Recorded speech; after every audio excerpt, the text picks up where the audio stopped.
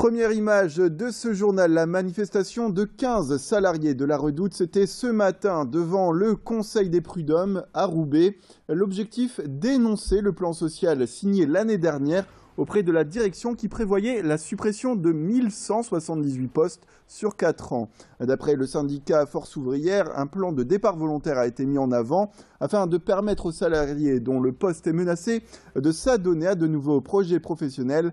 Mais d'autres salariés dont le poste n'était pas menacé auraient profité de ce plan, dépassant ainsi les quotas.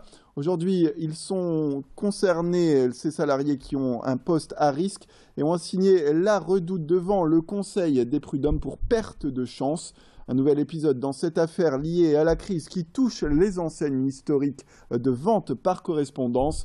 Les salariés se sont donc exprimés ce matin au micro de Pauline Lermite. On a quand même les directeurs qui ont repris l'entreprise, qui ont fait tous les secteurs de la Redoute en disant que chaque personne pourrait partir, chaque personne qui travaillerait son départ volontaire, son projet, ses ambitions pour sortir de la Redoute.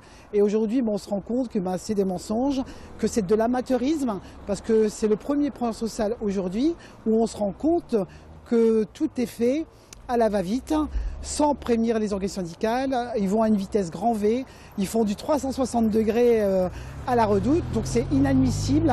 Et c'est pour ça qu'aujourd'hui, on est au Conseil des prud'hommes.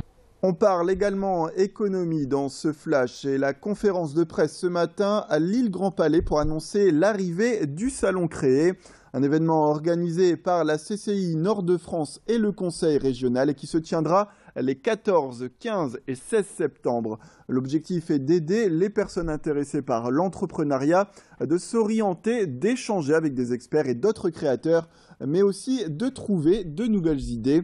Pour rappel, le Salon Créé part sur sa 9e édition et 18 000 visiteurs sont attendus pour 200 exposants. Ce rendez-vous est essentiel à l'heure où, d'après les organisateurs, le Nord-Pas-de-Calais a vu 23 000 entreprises se créer en 2014. Une région où il ferait bon monter sa boîte puisque 70% d'entre elles sont encore existantes 3 ans après avoir vu le jour, une période souvent jugée comme décisive. Elie Gunaï a pu rencontrer les organisateurs qui se sont exprimés ce matin. La particularité au Salon Créé, c'est que nous sommes dans le concret. On n'est pas dans le jeu des hyperconférences où on va refaire le monde et puis ce serait complètement déconnecté des réalités du Nord-Pas-de-Calais. On va être concret, on va parler de ce qui se passe dans notre région, on va parler de ce qui se passe pour les personnes qui veulent monter une entreprise dans la région et on va tout faire pour qu'elles puissent le faire. On va aussi parler des entreprises qui veulent se développer. Puis le troisième point après ça, c'est évidemment tous ceux qui veulent reprendre ou transmettre une entreprise. Et je tiens à rappeler simplement qu'il y a 30 000 entreprises à céder dans les 5 années à venir. Un peu de culture avec la 15e édition du Festival international du court-métrage de Lille, un événement organisé par l'association Rencontres audiovisuelles et qui aura lieu du 14 au 20 septembre. Ce matin, les équipes organisatrices ont fait état du programme composé de projections en plein air, mais aussi de compétitions et de rencontres, bien sûr. Sans oublier deux rendez-vous devenus majeurs, le marathon du court-métrage et la nuit de l'animation. Un grand rendez-vous pour les animateurs du cinéma avec ces 6 compétitions du court-métrage, que ce soit en catégorie nationale et internationale. Un rendez-vous riche qui se tiendra à l'Hybride, au Palais des Beaux-Arts, au Théâtre Sébastopol et devant la façade du Théâtre du Nord, avec toujours la convivialité en toile de fond, comme notre journaliste Pauline Lermite a pu s'en rendre compte avec Marie Sirad, la programmatrice.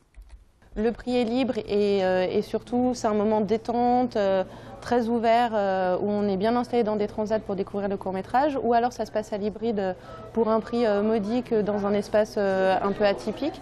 Donc l'idée c'est de faire découvrir le court-métrage d'une façon conviviale et abordable, parce que c'est un format qui est très utilisé maintenant avec les nouvelles technologies et Internet, mais qui malgré tout reste encore peu vu et qui pourtant grouille de talents à faire découvrir.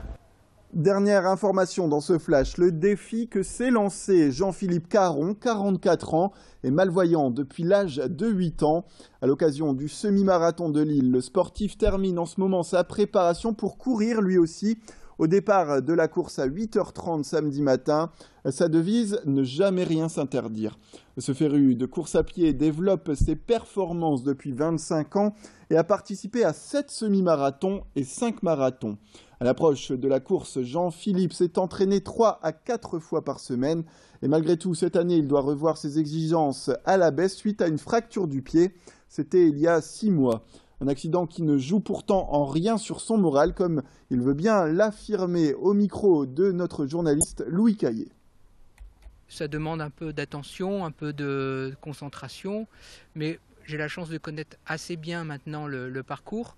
Donc je sais, je connais les reliefs, les dangers et ça se passe assez bien. Voilà, je cours à peu près à une vitesse de 13 km/h, donc ce qui me reste encore un peu de temps pour anticiper et le public et les coureurs qui sont autour de moi me visualisent quand même assez bien et font attention, donc généralement ça se passe bien. C'est la fin de cette édition. Merci à toutes et à tous de nous avoir suivis. Tout de suite, retrouvez la météo et l'infotrafic.